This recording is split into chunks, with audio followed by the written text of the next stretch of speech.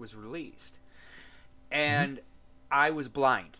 Like I Wow. knew So you weren't nothing. there for like the initial impact of how huge this game was.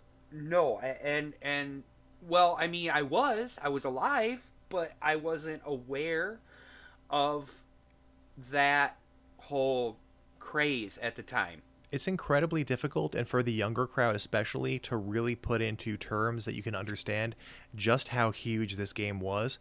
This game was a massive runaway hit, and it changed absolutely everything about not just RPGs, but about video games as a medium at the time. And I'm not exaggerating when I say that this was a game changer in just about every way. Now, we were talking before about the N64 and how much that thing stinks. I mean, do you know, Jared, how this happened? That instead of developing these games exclusively for Nintendo, they started developing them for Sony instead? I'm not sure how that happened, but one thing I do know for sure was that Sony and Nintendo had a deal going on with a potential add-on disc system add-on to the Super Nintendo or its Nintendo's next console. I can't remember which one what it was, but it ended up falling through, and Sony, having the technology already developed, just kind of finished developing the rest of it and introduced PlayStation. Now, as far as how Square came to be hand in hand with Sony and not Nintendo, I'm not very aware of how that happened. Well, the way I understand it is that the Nintendo 64 was, for one thing, incredibly expensive to develop for. The developers would have to purchase a dev kit that uses like SGI, Silicon Graphics, CPU. It was insanely expensive, much more expensive than any other development hardware had been up to that point. Okay, On okay. top of that, Nintendo had for a long time had business practices when it comes to their third parties that were really, really difficult to make money with and kind of like had a stranglehold on them.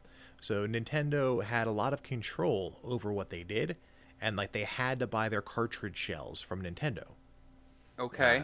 at whatever price Nintendo asked them to pay. So they had very little say in the matter in terms of their own manufacturing.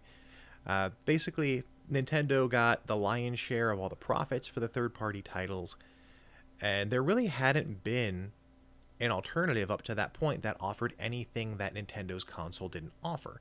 Like, yeah, you could develop for the Genesis instead of the Super Nintendo, but the result of that was going to be you're going to sell many fewer games than you otherwise would have. And the Genesis hardware was not as powerful as the Super Nintendo hardware in many ways, so you would have to make some compromises and sacrifices there.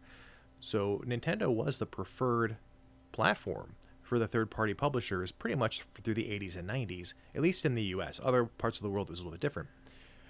Also in Japan as well for the most part, but then there was the PC Engine, that's a whole other story. But that's basically more or less the way it was. When Sony released the PlayStation, they had cheaper development kits. It was much cheaper to buy the media, the CD media, and you could buy it from a third party. You didn't have to buy it directly from Sony because they had a third party that actually took care of all that for them. And they made much better deals with the third party publishers that they got to keep more of their money. So Square was by far not alone in this decision. A lot of third party developers started developing their games for Sony rather than Nintendo, or they would develop for Nintendo later after they already made money with Sony.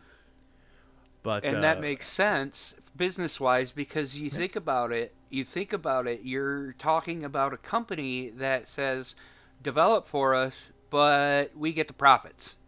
Well, right, that doesn't make sense. right.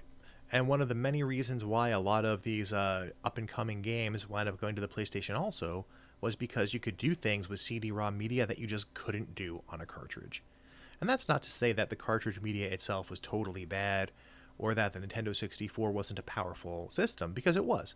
The Nintendo 64 did some things very well.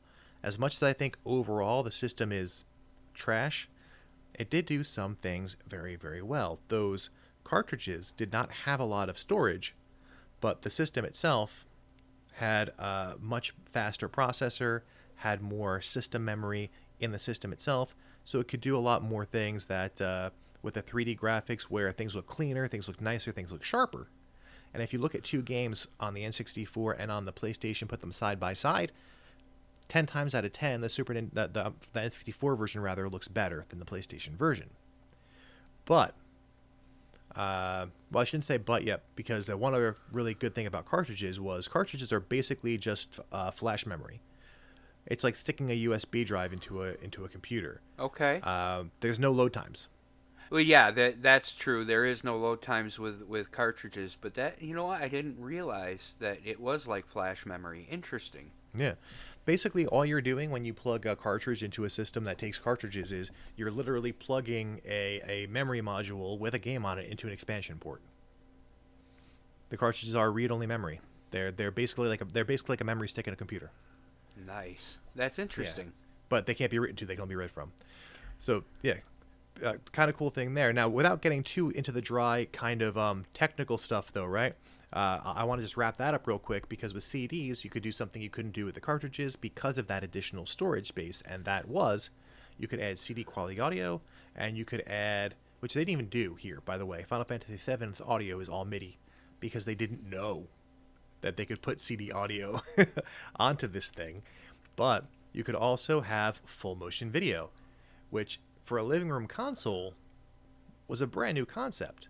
Like, this had been around for a little while with like desktop PCs that had CD-ROMs, because CD-ROMs had been around since like the early 90s, and there was like Wing Commander and stuff like that.